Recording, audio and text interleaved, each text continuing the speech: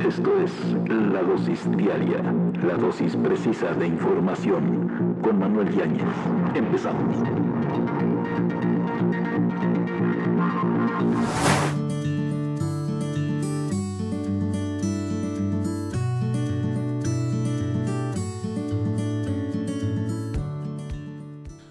¿Cómo le va? Esto es La Dosis Diaria, yo soy Manuel Yáñez, bienvenido.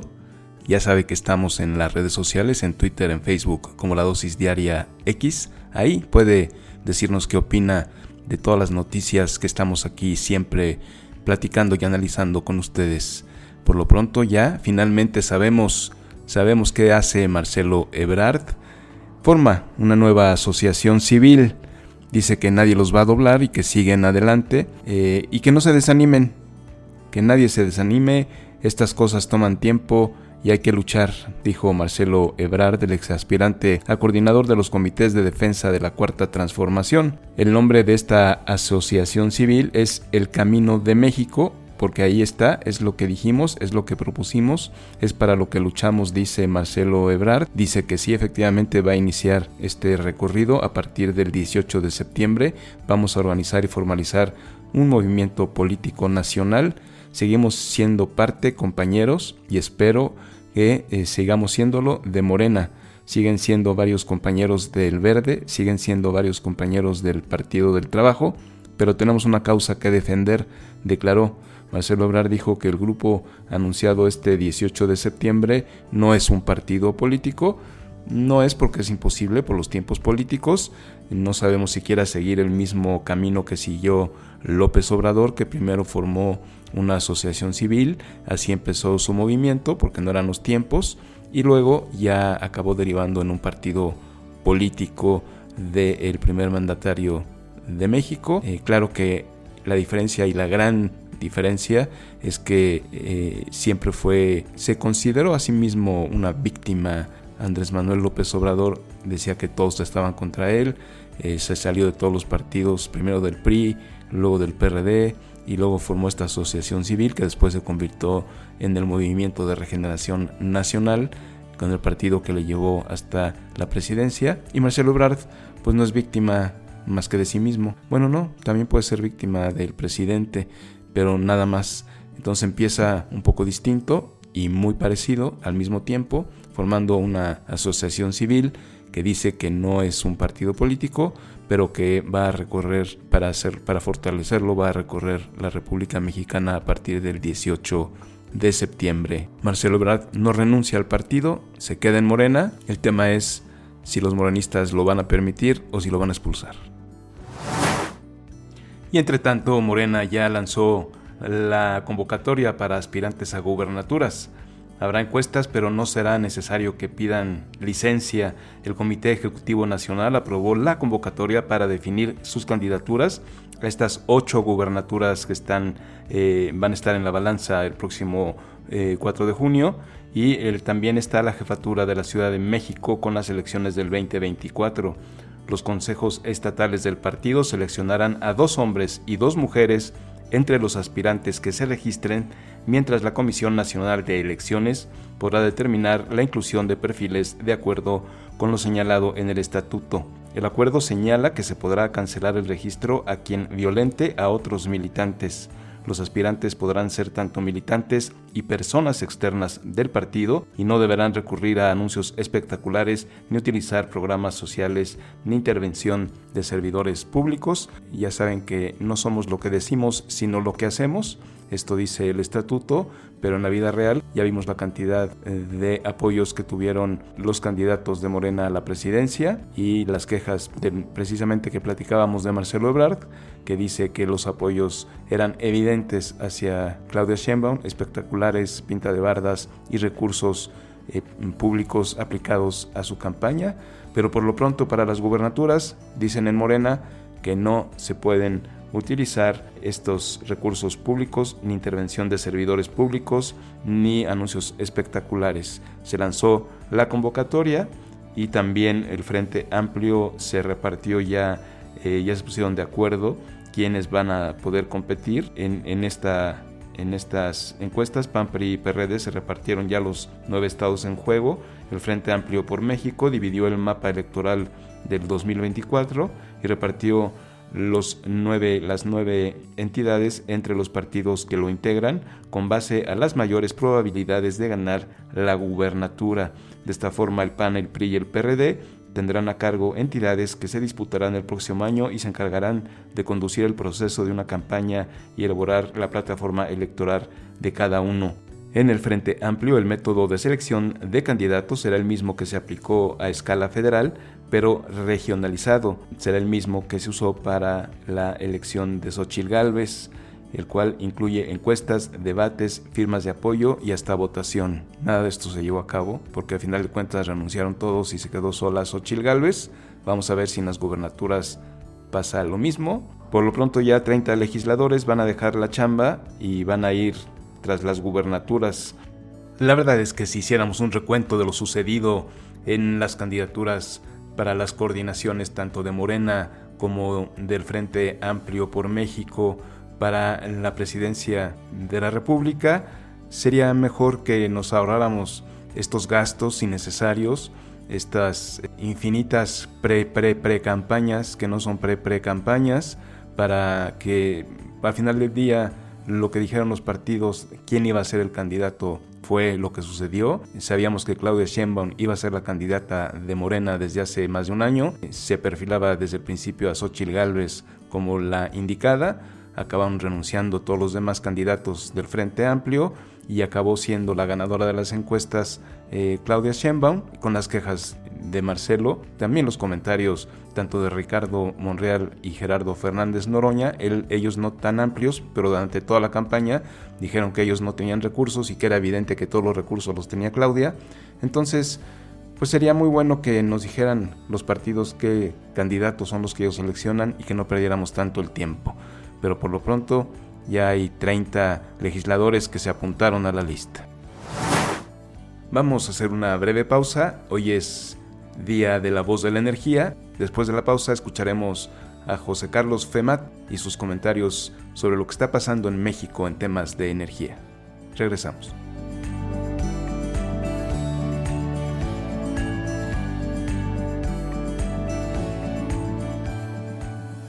Manolo, muy buenos días a ti y al auditorio de Dosis Diaria. Comencemos con el cierre de los mercados al día de ayer y café en mano, revisaremos después las principales notas del sector energético. El peso abrió esta semana a la baja debido a la expectativa de que la Reserva Federal de Estados Unidos dejará sin cambios las tasas de interés en su reunión de esta semana. De acuerdo con el Banco de México, el dólar interbancario cerró en 17.12 pesos, mientras que en ventanillas cotizó en 17.59 y el euro cerró en 18.31. Los precios del petróleo cotizaron al alza pese a las provisiones de un aumento del déficit en su oferta. El West Texas Intermediate cerró en $92.35 por barril, mientras que el Brent cotizó en 94.66 y la mezcla mexicana exportación se mantuvo en $87.50 por barril. Ahora sí, con su café favorito en la mano, acompáñeme a revisar las principales notas del sector energético. ¿Ha visto cómo se han incrementado los precios del petróleo en las últimas semanas? Los mercados del petróleo están anticipando seguramente una posible volatilidad en los precios internacionales debido al aumento de los recortes de producción por parte de Rusia y Arabia Saudita, así como a la creciente demanda de China. Los precios del petróleo se están acercando cada vez más a la marca de los $100 por barril, un nivel que se alcanzó por última vez en abril de 2022. Este aumento se ha visto reflejado en el precio de la canasta de la OPEP, que llegó a los $95.70 por barril, así como en el Brent y el West Texas Intermediate, que ya superaron los $90 por barril, como hemos visto aquí. Arabia Saudita, a manera de antecedente, anunció un aumento en sus recortes de producción, mientras que Rusia ha reducido voluntariamente sus exportaciones. China, por su parte, está experimentando un aumento en la demanda de petróleo crudo debido a su lenta recuperación económica. El gobierno de California ha presentado una demanda contra algunas de las principales empresas de petróleo y gas. La demanda alega que estas compañías se engañaron al público sobre los riesgos de los combustibles fósiles y la responsabiliza por los daños causados por tormentas relacionadas con el cambio climático e incendios forestales que han costado miles de millones de dólares. California exige la creación de un fondo financiado por estas empresas para pagar la recuperación después de eventos climáticos extremos.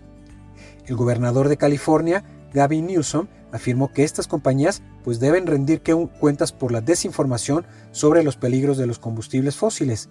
Por su lado, el Instituto Estadounidense del Petróleo respondió diciendo que las políticas climáticas deben debatirse en el Congreso y no en los tribunales. Para el embajador de Estados Unidos en México, no se ha descartado resolver la disputa en materia energética a través de un panel en el marco del TEMEC. Las conversaciones entre ambos países no han logrado resolver estas discrepancias, por lo que el embajador Ken Salazar sugiere que un panel de disputas podría ser la solución. La principal preocupación gira en torno a si México está limitando la inversión privada en el sector energético, lo que podría dar lugar a aranceles si el panel dictamina que estas políticas son incompatibles con el pacto comercial. El presidente de México ha promovido políticas que favorecen a las empresas estatales de energía, lo que ha generado preocupaciones comerciales con Estados Unidos. Y es que han sido varias las organizaciones que han solicitado al gobierno de Joe Biden utilizar todas las herramientas a su alcance, y esta del panel es la que pone el embajador Salazar de nuevo en la charola. Pues vaya, hasta parece que escuchan la voz de la energía. Como lo hemos dicho aquí, la inversión en infraestructura en el país deja mucho que desear. Pues bien, la Comisión Federal de Electricidad, o CFE, planea una inversión de 41.700 millones de pesos para fortalecer la infraestructura eléctrica el próximo año. Esto según el proyecto de presupuesto de egresos de la Federación 2024.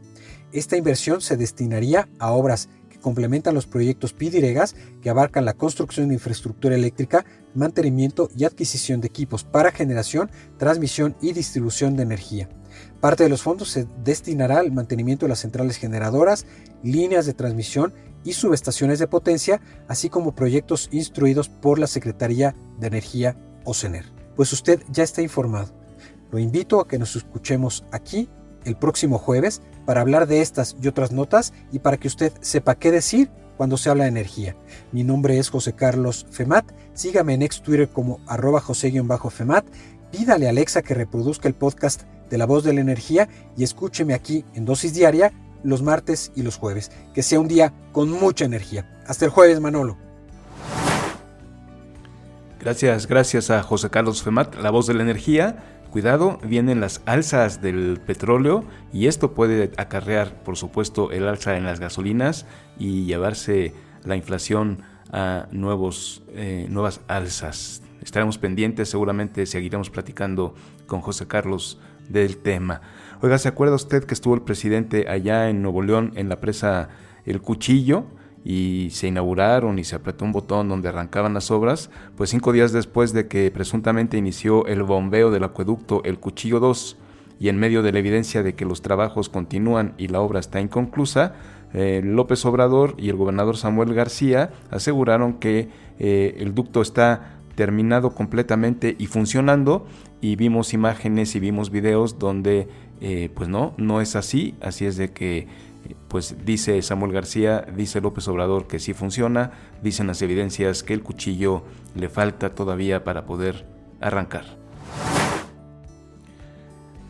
Oiga, está este tema de los ataques a la prensa. Estaba yo leyendo el reporte de la organización Artículo 19 que dice que hubieron 272 agresiones contra periodistas y medios de comunicación en México, lo que equivale a una agresión cada 16 horas durante los primeros 6 meses del 2023. Este informe semestral de la organización dice que durante el mandato del presidente López Obrador suman 2.941 casos de violencia contra la prensa. Artículo 19 detalla que en el primer semestre del año hubieron al menos 3 asesinatos de periodistas, posiblemente vinculados a su labor, a la labor del periodismo. Marco Aurelio Ramírez Hernández, el 23 de mayo, Luis Martín Sánchez Íñiguez, el 7 de julio, y Nelson Matus Peña, el 15 de julio.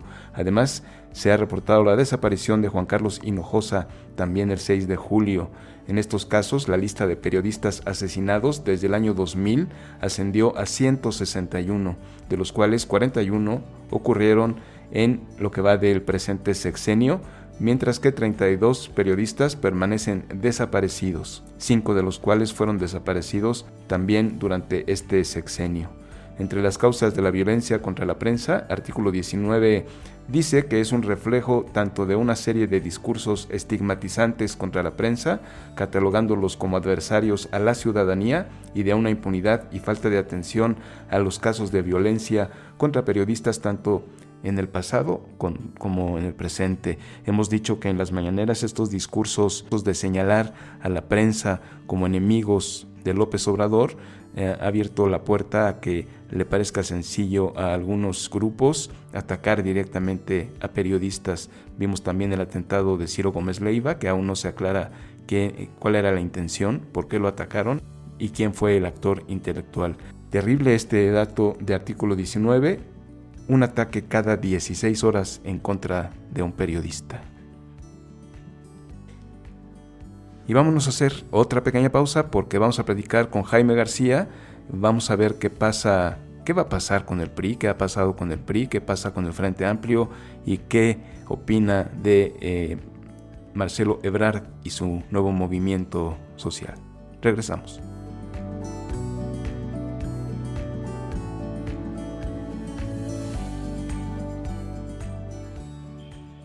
Ya estamos aquí de regreso, estamos platicando con Jaime García para ver estos temas de análisis político. ¿Cómo estás, Jaime?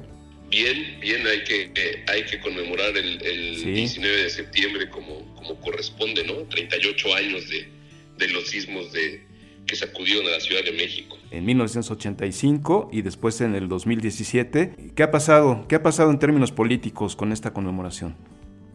Mira, el 19 de septiembre del 85 comenzó algo que podríamos catalogar, sin dejar de lado a las expresiones sociales que hubo en el país antes de esa fecha, pero digamos que por el entorno, por el desastre natural que lo causa, es como el detonante de la organización social en procesos de gestión, de transformación, de posiciones, de empoderamiento. ¿Y por qué digo esto? Porque posterior a la tragedia y cuando la gente de la ciudad, de la capital, pues se comienza a dar cuenta de la magnitud, de que pues algunas cosas no quedaron piedra sobre piedra, que hubo pérdidas humanas desde luego, se comienzan a dar procesos de organización que podríamos catalogar como los primeros que surgieron por fuera del PRI, es decir, el Estado mexicano en su capacidad de respuesta pues, se vio mermado, se vio rebasado.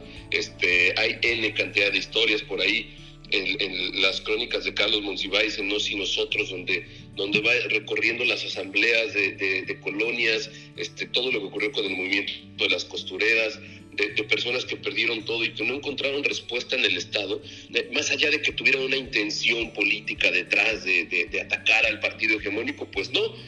Se comenzaron a dar cuenta que estaban solos y que no tenían algo más que organizarse con el de al lado que estaba en la misma condición que ellos. Y entonces por eso cuando se revisa la historia de la Ciudad de México y de esos movimientos y de todo lo que generó en los años posteriores, pues sí lo podríamos catalogar como el inicio, como la vanguardia de los procesos de organización social para la ganancia de posiciones en el poder. ¿Y a qué me refiero con el poder? Pues no necesariamente con que sean ahora diputados, senadores o alcaldes y demás, sino que sí las personas, ¿no? Los ciudadanos, me parece que la mejor manera de adjetivarlo es, insisto, como lo hizo Carlos Monsiváis en estas crónicas del Nos y Nosotros, donde dice que la presencia del PRI era conspicua. Es decir, cuando algo se convierte en conspicuo, ¿no? y revisas el significado, y cuando sigues leyendo las crónicas y había una suerte de recelo, de repudio hacia el partido, pues no. Vaya, yo sé que los procesos sociales son muy complicados de ponerles un inicio, un fin e irlos analizando por objetivos, pero hoy la capital, digamos que no es producto de la casualidad. La Ciudad de México por ello se convirtió en vanguardia, y por eso es vanguardia en términos de cómo le hacemos para, discutiendo y organizándonos, poder encontrar una solución conjunta. Entonces, allende todo lo que involucra la pérdida de vidas humanas y las tragedias a nivel personal, pero el 19 de septiembre sí es, digámoslo así, un punto, no necesariamente de inflexión, sino un punto de arranque en algo que podría, y únicamente lo dejo ahí, podría culminar pues con una presidenta que más o menos venga de esos movimientos y con una jefa de gobierno que pues más o menos también venga de esos movimientos, porque hay que recordar que después de los primeros escarceos de organización en 1985 de los colonos populares y de las personas en búsqueda de vivienda, pues se fueron conectando con el resto de los movimientos y expresiones que hubo en la capital posteriormente. Entonces, por eso creo que es bueno conmemorar esta fecha, entre muchas otras cosas, ¿no? Sí, la organización social que se dio después del pasmo, Miguel de la Madrid Hurtado se tardó, el gobierno de la ciudad se tardó, reaccionó más rápido la sociedad y ahí nos dimos cuenta todos, y me incluyo porque yo estaba en la universidad y participé en algunas labores de socorro, nos dimos cuenta que estábamos en nuestras propias manos y que dependíamos de nosotros mismos, y esto fue, como bien dices, Jaime, el inicio de una conciencia social. Sí, sobre todo esta parte de cómo ante el apremio, el capitalino, no importa dónde vivas, no importa lo que hagas, no importa tu condición social, no importa a lo que te dediques, siempre aprendes a solventar el conflicto desde otro lugar. Y esto sí, digo, no es falta de respeto para el resto de las personas que puedan vivir en otros lugares del país, pero pues por la cantidad de personas que somos, aprendemos a resolver el conflicto desde el colectivo.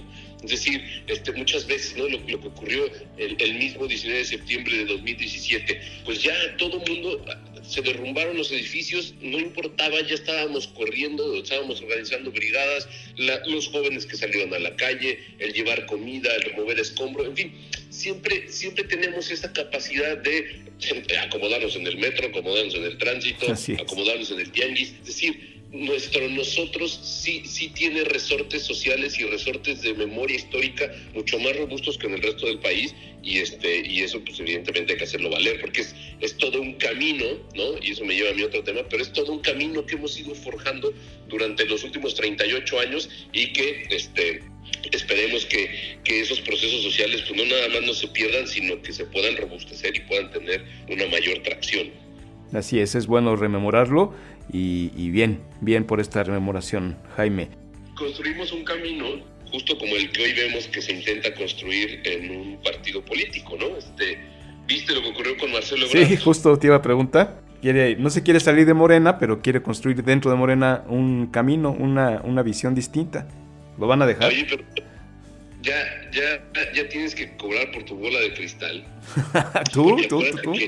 Acuérdate que la semana pasada dijimos que pues igual era el inicio de la primera corriente de Morena, y pues mira, pareciera que la fuerza de las circunstancias se impone ante la fuerza de las aspiraciones. ¿Y a qué me refiero?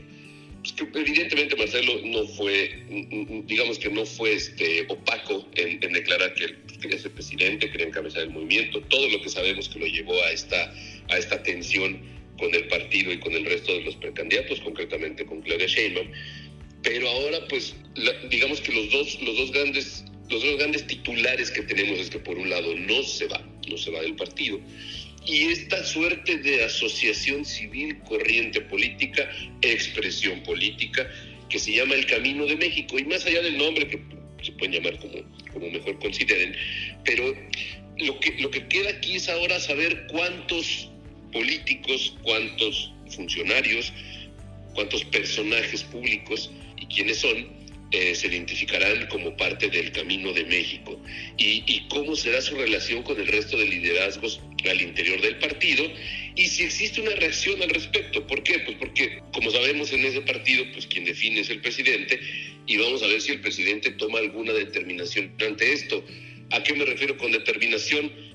Puede ser que haya revisión del estatuto para que no existan las expresiones políticas, digamos, de manera pública en el partido, a reglamentarlas, a incluirlas dentro de la normativa del partido. En fin, ¿por qué? Pues porque ya está ahí, va a existir, van a tener posiciones, van a tener argumentación política, tienen un liderazgo que es el de Marcelo Ebrard, y pues parece que por lo menos en los meses por venir, la vida al interior de Morena tendrá mucho que ajustar, pero fundamentalmente mucho que ser claro con lo que quieren ofrecerle a los ciudadanos. ¿Y a qué me refiero con ello? Porque no tienen padrón, no tienen claro cuál es el argumento bajo el cual quieren llegar a la gente, por lo menos no de manera pública. Y parece que Marcelo Ebrard pues se les adelanta un poquito, digo, en esta cosa en este dicho mexicano de lo perdido lo encontrado, pues parece que Marcelo encuentra una ruta para tener presencia en la definición de las candidaturas y para tener presencia en el diálogo del partido y en la, digámoslo así, en la opinión pública nacional, que parecía, por lo menos la semana pasada, que ya lo había olvidado. Y con esta corriente o con este grupo político con nombre y apellido, y por lo menos con liderazgo, pues parece que se quiere incluir en la discusión de los días por venir. Sí, vamos a ver de qué tamaño se va robusteciendo esta corriente y la reacción del propio López Obrador, si va a permitir que suceda o si los estatutos cambiarán. Por lo pronto, Marcelo muy inteligentemente dice: yo no renuncio, yo sigo queriendo mucho a mi partido, pero tenemos esta discrepancia y vamos a platicar con la gente y deja en manos de Morena si lo corren del partido o no. Claro, y lo que ellos han deslizado, no necesariamente el mismo Marcelo, pero pues tú sabes que cuando hay esta serie de controversias y de impugnaciones al interior de las instituciones públicas que, digamos, están regidas por la normativa electoral a nivel nacional, pues eso puede escalar al tribunal. Y entonces sabemos que las resoluciones del Poder Judicial no han favorecido al oficialismo, no han favorecido a Morena, y parece que esto comienza a tener tintes de una gran, o no gran, de una amplia, ¿no? De una amplia negociación con Marcelo Ebrard en múltiples canchas, en múltiples circunstancias, pero creo que el riesgo que no puede correr el partido, insisto, por los antecedentes inmediatos anteriores, es que alguna suerte de resolución del tribunal sea adverso y entonces la candidatura de Claudia pues sufra alguna suerte de mala prensa y le dé la razón a Marcelo y se meta al presidente, y en fin, o sea, que la discusión se amplifique, un poco lo que ocurrió con Oaxaca y Susana Harp hace un par de años. Entonces parece que pues Marcelo Ebrard, insisto, comienza a evidenciar que está dentro de una negociación amplia que involucrará pues todos los cargos que sabemos que estarán por llegar y que lo tendrán hoy, por lo menos, como la figura con mayor capacidad de articulación al interior del partido. No me refiero a la candidata, me refiero a los que estarán dentro del partido. Pues Marcelo parece que es la figura con mayor capacidad de generar y de hacer amarres políticos. Y eso claro que impacta. ¿En qué impacta? Pues en lo que anunció ayer el partido, que son las encuestas que definirán a los candidatos a las 9 entidades de la República que estarán en juego el próximo mes de junio. Sí, estas 9 gubernaturas, estas 8 gubernaturas y la jefatura de la Ciudad de México, y pues ahí cómo se ponen los golpes y qué fuerza también, porque muchos de los 30 diputados y senadores que ya se apuntaron, ¿quiénes son de la corriente Marcelo Ebrardista? Y también cómo reacciona Mario Delgado, que era un gran aliado y amigo de Marcelo, su director financiero cuando él fue el jefe de gobierno de la Ciudad de México, pues que si pinta su rayita. Vamos a ver cómo reaccionan. Pues de entrada yo te diría que espero que no se enojen los del grupo musical, pero pues cómo les va a los caminantes, ¿no? ¿Quiénes son los caminantes del Camino de México?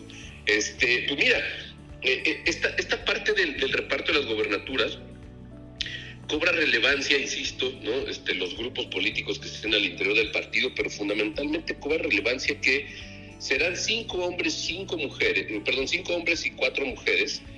Todavía no determinan los estados, pero a lo que me refiero con que cobra relevancia es cuántas de las entidades que hoy no tiene Morena en su poder serán una apuesta a la cual ellos decidan subirle el volumen. ¿Por qué? Pues porque hay entidades como Veracruz en donde, pues la verdad, salvo que algo catastrófico ocurra, pues todo está definido para el partido Morena.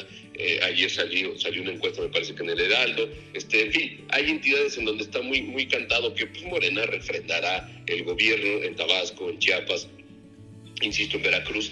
Pero hay entidades como Yucatán y Guanajuato que pues pareciera que en el caso de Guanajuato Morena podría quedarse con esa posición, o por lo menos hoy está en disputa. Las encuestas dan ahí un 50-50, entonces habrá que estar atentos a ver si la apuesta no nada más es pues mantener el gobierno a nivel federal y mantener las gubernaturas que tienen, sino los estados que están en pugna y en disputa, y entre ellos es el Distrito Federal. Entonces, el acomodo de los candidatos, la designación de los mismos, en el caso del Distrito Federal hay que esperar a ver cuántos se inscriben en la encuesta, si es que esa encuesta en realidad, cómo se va a aplicar, en cuántas colonias, porque, insisto, por la densidad poblacional de la Ciudad de México, pues tú imagínate que la muestra sea verdaderamente representativa, dependiendo en dónde encuestes, insisto, pues si vas a encuestar en el poniente, en algunas zonas altas de alto poder adquisitivo, pues el resultado será muy diferente al que puedas tener en la zona de los Pedregales en Coyoacán, o en la zona de Iztapalapa y estas zonas de la periferia. Entonces, la encuesta, como siempre, ¿no?, se convierte en algo en donde todo el mundo se va a arrebatar, todo el mundo llegará a la mesa con la encuestadora propia, y se hace un poco más complejo porque ya no es un asunto nada más de personas, sino de grupos políticos. Entonces, no es poca cosa lo que le viene pues todavía a Mario Delgado, porque pues Mario Delgado apenas tuvo una entrevista con La Jornada en donde pues no dijo mayor cosa en términos de cuál sería una idea que él podría tener como genuina, pero lo único que dijo es que él va a esperar, y si Claudia le pide que renuncie, renunciará, y si le pide que no renuncie, pues no renunciará, ¿no? Entonces de ese tamaño la convicción.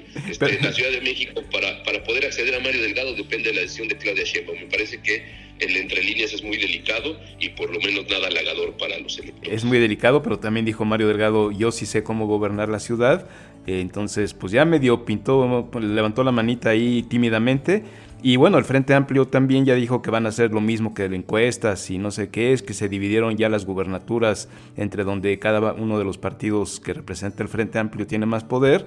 Y bueno, pues va a ser un estira y afloje, unas patadas bajo la mesa y unos estirones muy buenos y muy entretenidos, Jaime. Va a estar entretenido. Aparentemente en la primera semana de octubre todo se tendrá que definir, así que estemos atentos. Estamos atentos a tu gran experiencia, pero sobre todo tu bola de cristal. Eres un mago, querido Jaime García, así que seguimos en contacto. Nos escucharemos en esta semana una vez más, y por lo pronto ya sabe la gente que estás en Jaime García 16 en Twitter, en X, para que te sigan. Gracias, Jaime. Gracias a ti, Manuel. Saludos a todos. Un abrazo. Vamos a una pausa y regresamos.